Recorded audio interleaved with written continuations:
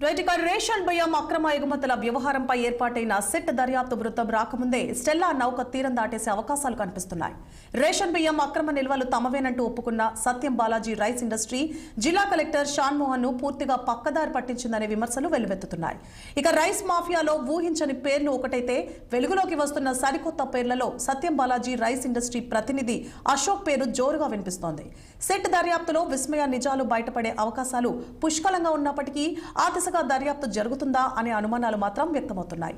ఇక దీనిపై మరింత సమాచారాన్ని మా ప్రతినిధి దురాని అందిస్తారు. వెస్ట్ ఆఫ్రికాకు 52,000 మెట్రిక్ టన్నుల బియ్యం లోటుతో వెళ్లాల్సిన స్టెల్లా నౌక అక్రమ బియ్యం నిల్వలు ఉన్నాయనే విషయం మీద దర్యాప్తు ఇన్నాళ్లు సాగి ఇప్పటికి మోక్షం లభించే విషయం మాత్రం వెలుగులోకి వస్తుంది. అందులో ఉన్న పీడీఎస్ బియ్యం దింపిన తర్వాత మిగిలిన బియ్యం నిల్వలు నింపి దాంతో పాటు విదేశాలకు ఎగుమతి అయ్యే అవకాశాలు అయితే కనిపిస్తున్నాయి.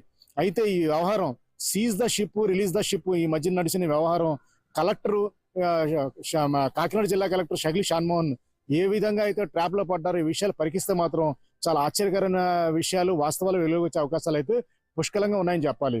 కాకినాడలో చూసుకుంటే కనుక స్టెల్లా నౌకలో పేదలకు అందాల్సిన రేషన్ బియ్యం అక్రమ ఎగుమతులు అవుతున్నాయంటూ అందిన సమాచారం మేరకు కలెక్టర్ వెంటనే తన సిబ్బందితో వెళ్లి తనిఖీలు జరిపారు.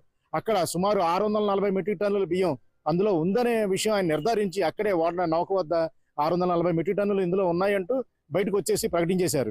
అయితే ఆ తర్వాత ఉప ముఖ్యమంత్రి పవన్ కళ్యాణ్కి అందిన సమాచారం మేరకు ఆయన హుటాహుటిన కాకినాడ రావడం, నౌక పరిశీలించే ప్రయత్నం చేయడం, ఆ తర్వాత సీజ్ ద షిప్ అని ప్రకటన రావడం, తదనంతర పరిణామాల తర్వాత అందులో మల్టీ డిసిప్లినరీ కమిటీ ఏర్పాటు చేసి అందులో బియ్యం నిల్వలు ఏమాత్రం ఉన్నాయో తనిఖీ చేసే ప్రయత్నం జరిగింది.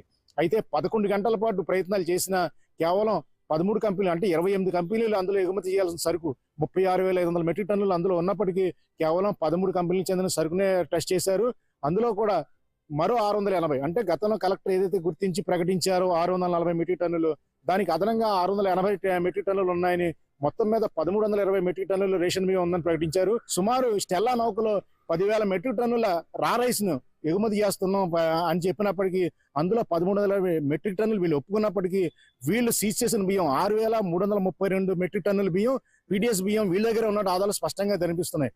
అది కూడా కేవలం KPW1 అంటే ఒక వేర్ హౌస్ గోడౌన్లో ఒక గోడౌన్లో మాత్రం దొరికిన సరికి ఇది సత్యం బాలాజీ వద్ద మాత్రం ఈ నిల్వలు చాలా భారీగానే ఉన్నప్పటికీ వాస్తవంగా అయితే ఆ కంపెనీ ఎంత నిల్వలు ఉన్నాయి ఏంటని చెప్పలేని పరిస్థితి ఉన్నప్పటికీ దాన్ని నడిపిస్తున్న మెయిన్ ప్రతినిధి కాకినాడలో అంటే ఈ ఎవరైతే అశోక్ ఉన్నాడో అతను ఇంతకు ముందు అయితే పీడీఎస్ మాఫియాగా చెప్పుకున్న వ్యక్తి దగ్గర ఉద్యోగం చేసేవాడని, ఆ తర్వాత అతని ద్వారానే సత్యం బాలాజీలో చేరి కేవలం 2 ఏళ్లలో కోట్లాధిపతి కోట్లు ఆర్జించినట్టుగానే అలాగే వేలాది మెట్రిక్ టన్నులు ఎగుమతులు కూడా చేస్తున్నట్టుగా బియ్యం రకరకాల కంపెనీలకి ఈయనే బినామీగా ఉంటాడని అనేక రకాలుగా ఈ పీడీఎస్ బియ్యాన్ని తన అనుయాయులతో రప్పించుకొని ఎగుమతులు చేస్తుంటారని మాత్రం పుష్కలంగా తెలుస్తుంది.